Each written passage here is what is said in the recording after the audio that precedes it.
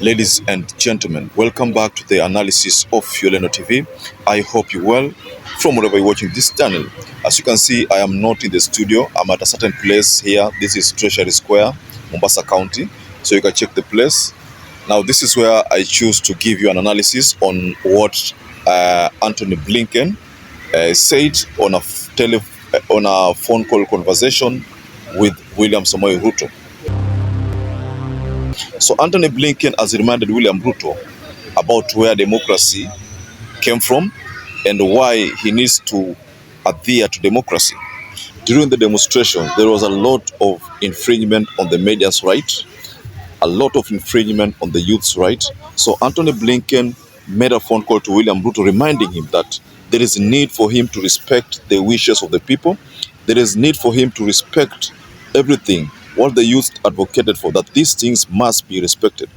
Now, the same call came from Archbishop Muheria, who also reminded William Ruto that he needs to honor all the wishes of the people. You also understand that William Ruto has been on a charm offensive on a coast tour, trying to reap from the vote basket of ODM, because he's banking on the fact that Joe is part of his government now. So because of that reason, William Ruto has embarked on a Meet the People tour, 4 days coastal tour, and trying to win the voters of Raila Amolo Odinga into his faction. Now, I want us to go into this call from Anthony Blinken to William Samoei Ruto, telling William Ruto aheshimu kabisa zile vitu ambazo youth walitaka, aheshimu kabisa matakwa ya Wakenya wote.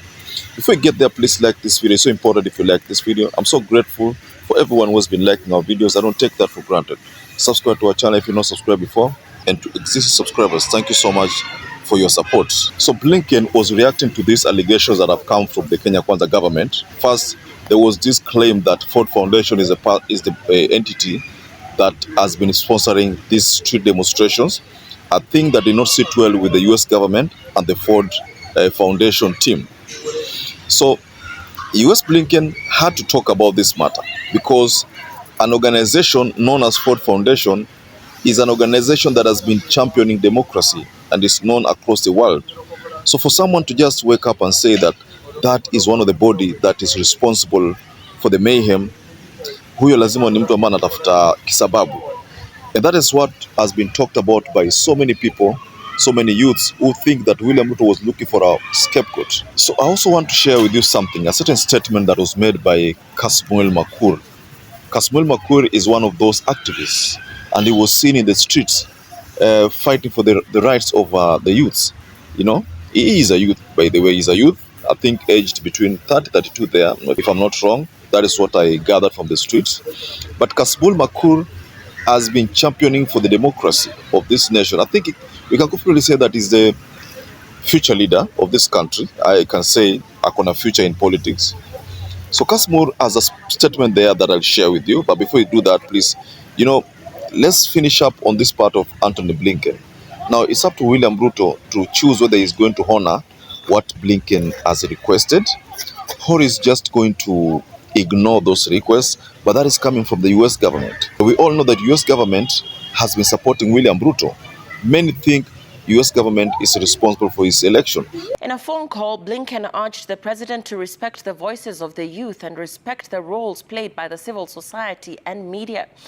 Please allow me to take you to a speech from Kasmuel Makur, because he has something that is talking about the youth struggle and is telling the youth not to let go. If we tire, we despise the blood of Rex. If we tire, we despise the blood of Shujaa Kennedy, a 12-year-old boy who was shot. If we tire, we are sanctioning that children should be tear-gassed in schools. If we tire and if we lose our momentum, we are enabling a corrupt regime. It is ensuring that all of you who are in queer in pursuit of a better future will never get into a workforce. And if you do, you need to have the surname of a person currently sitting in government. I think the way we can sustain, and personally what drives me to be part of this movement, is the fact that there are people who once left home and will never go back. There are people who left home on the 25th and on the day we occupied Parliament who are going to exercise their democratic right to assembly and will never walk again.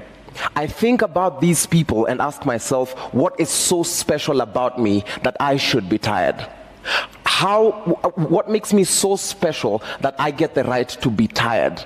Does the mother of Rex, who has shared one of the most heartbreaking stories I've had, does she get the luxury of being tired?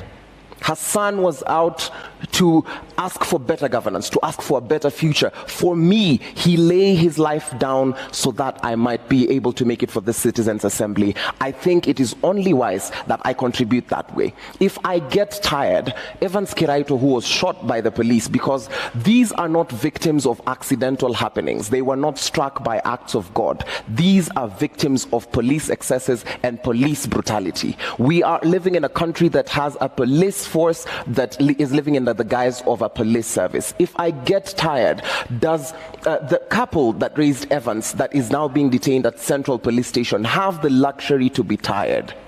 And I think, while it is exhausting, while we live in a world where you're supposed to be a student and this is not how we envisioned to spend our 20s, certainly not for me, in the gift of community, in knowing that I can look to the side and see my sister fighting, I can look to my side and see my brother fighting, I can look to you and see you reporting the facts as they are without being gagged. Those are some of the things we can do. There is most definitely going to be protest fatigue, as is the norm of any process that we undergo as human beings. But for the sake of the sanctity of their lives, of the comrades we lost, for the sake of the families they left behind, for the sake of the dreams and the brains that were splattered on Parliament Road, we cannot afford to get tired.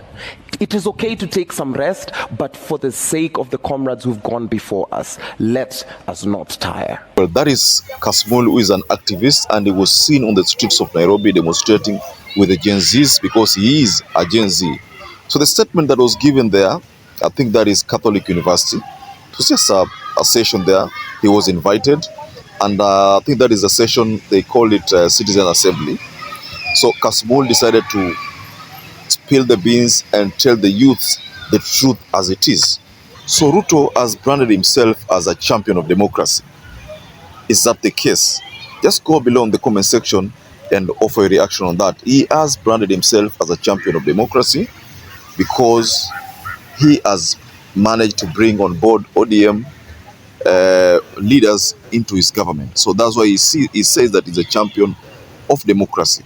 So is that the case? Just go below in the comment section and you can offer a reaction. So perhaps if you're watching this video and not subscribed, take 1 second and subscribe. Like this video. Until you catch up again, stay safe and stay blessed.